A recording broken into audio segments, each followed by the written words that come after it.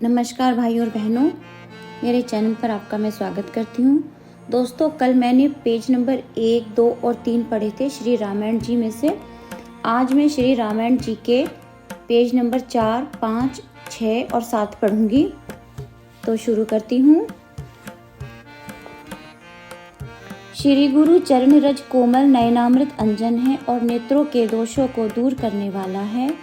मैं उसी अंजन से अपने ज्ञान रूपी नेत्रों को निर्मल करके संसार रूपी बंधन से छुड़ाने वाले श्री रामचरित्र का वर्णन करता हूँ। पहले पृथ्वी के देवता ब्राह्मणों के चरणों की वंदना करता हूँ, जो मोह से उत्पन्न सब संदेह को हर लेते हैं। फिर सब गुणों की खान संत समाज को मैं प्रेम सहित सुंदर वाणी से प्रणाम करता हूँ। साधुओं का चरित्र सुंदर कपास के जैसा है, जिसका फल रहित रस होने पर भी स्वच्छ और गुणमय होता है। साधु जन स्वयं कष्ट सहकर भी दूसरों के दोष छिपाते हैं, इसी से संसार में वंदनीय यश पाते हैं। संत समाज आनंद मंगल से परिपूर्ण है, जो संसार में चलने वाला तीर्थराज है, जहाँ राम भक्ति की गंगा धारा बहती है और ब्रह्म विचार का प्रचार ही सरस्वती है।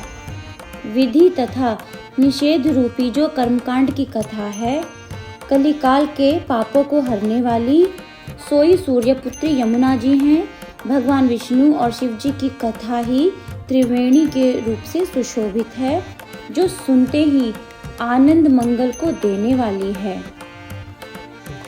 धर्म से अटल विश्वास, क्षमा कीजिएगा, धर्म में अटल विश्वास अक्षय वट है और सुकर्म ही तीर्थराज प्रयाग का समाज है। यह करने से क्लेष्टो, क्षमा कीजिए, वह सबको सब दिन सब देशों में सुलभ है और आदर पूर्वक सेवन करने से क्लेशों को नष्ट करने वाला है। यह तीर्थराज प्रयाग अकथनीय है और अलौकिक है। यह तुरंत फल देता है और इसका प्रभाव जगत में प्रसिद्ध है। जो लोग इसे प्रसन्न चित्त हो बड़ी प्रीति से उनके उपदेश सुनकर मनन करते हैं और उसमें ही मग्न हो जाते हैं, वे शरीर के रहते हुए भी धर्म, अर्थ, काम, मोक्ष चारों फलों को पा जाते हैं। इस तीर्थराज प्रयाग में स्नान का फल तुरंत देखने में आता है कि कौवा, कोयल और बगुला हंस हो जाता है। यह सुनकर कोई अचरज न करे, क्योंकि सत्संग की महिमा छिपी नहीं है।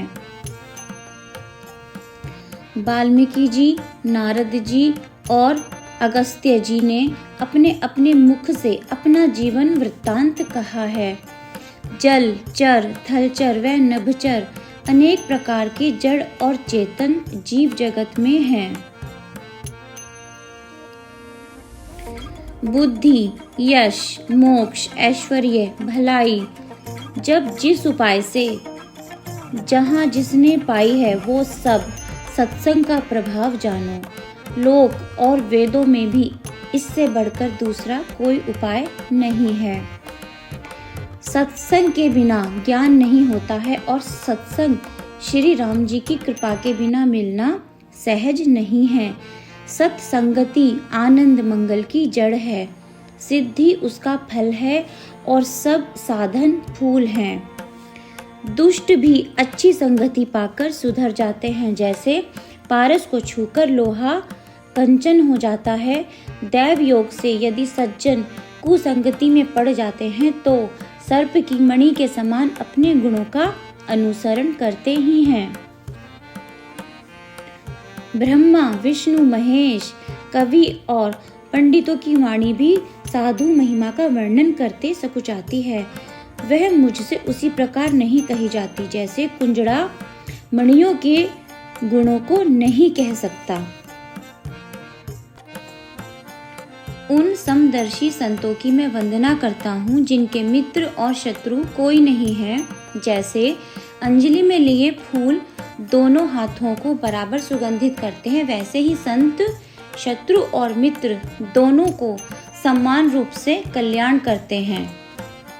संत सरलचित और जगत हितकारी होते हैं। उनके ऐसे स्वभाव और स्नेह को जानकर मैं प्रार्थना करता हूँ कि मुझ बालक की विनती सुनकर कृपा करके श्री राम जी के चरणों में प्रीति दे।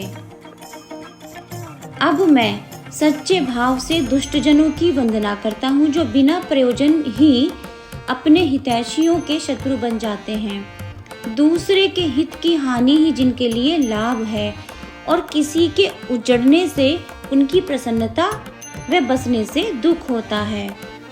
जो दूसरे के पापों को कहते सुनते नहीं अघाते हैं, वे जगत में मानो पृथु और शेष जी के तुल्य हैं। जो श्री विष्णु और शिव जी दोनों के यश रूपी चंद्रमा को राहु के समान और दूसरे का काम बिगाड़ने को सहस्त्रबाहु के समान योद्धा बन जाते हैं।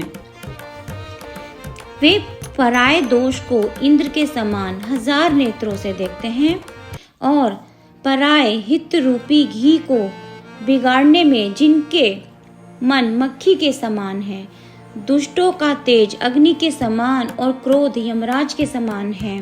पाप और अवगुण रूपी धन के लिए तो वे मानो साक्षात कुबेर ही हैं। केतु के उदय से सबको क्लेश होता है। इसी प्रकार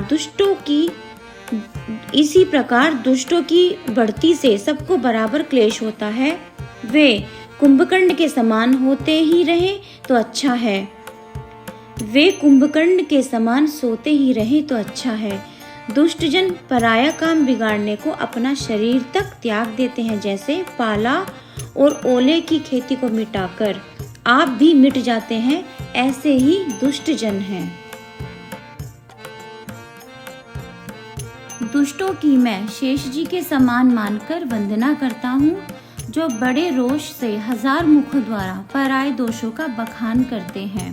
पुनः दुष्ट जनों को राजा पृथु के समान जानकर प्रणाम करता हूँ, जो पराये दोषों को 10,000 कानों से सुनते हैं, फिर भी उनकी इंद्र के समान विनती करता हूँ। जिनको अच्छी मदिरा सदैव प्यारी लगती है, जैसे इंद्र को सोमपान या सुर अनीत सदा प्रिय है। जिनको कठोर वचन सदा प्यारा लगता है और जो अपने नेत्रों से 1000 नेत्रों के समान पराये दोषों को देखते हैं। उदासीन शत्रु और मित्र का हित सुनते ही जल जाते हैं, यह खलों की रीति है। यह जानकर दोनों हाथ जोड़ करके प्रीति के साथ मैं उनसे विनती करता हूँ। मैंने तो अपनी ओर से विनती कर ली है, परंतु वे अपनी ओर से भूलकर भी निष्कपट का भाव नहीं लावेंगे। कौवे को बड़े प्रेम के साथ पालो तो भी क्या कौवा कभी बिना मांस खाने वाला हो सकता है? मैं संत और असंत दोनों के चरणों की वंदना करता हूँ।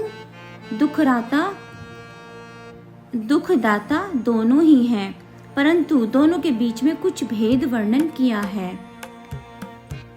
एक तो बिछड़े हुए समय मानो प्राण हर लेते, एक तो बिछुड़ते समय मानो प्राण हर लेते हैं और एक मिलते ही दुख देते हैं। मतलब संत और असंत। संसार में दोनों ही एक साथ उत्पन्न होते हैं, परंतु कमल और जोंक के समान उनके गुण अलग होते हैं। साधु अमृत के समान है और असाधु मदिरा के समान। इन दोनों का पिता अथाह संसार है और अमृत व मदिरा का पिता अथाह समुद्र है। तो भाई और बहनों, मेरा आज का पाठ पूरा हुआ। आज मैंने श्री रामायण जी के 4 पेजों का पठन करा है। उम्मीद करती हूँ आप सबको सुनने में अच्छा लगा होगा। कहीं कहीं पर अगर मुझसे कुछ बोलते समय गलती हो गई हो तो मुझे क्षमा करें। नमस्कार।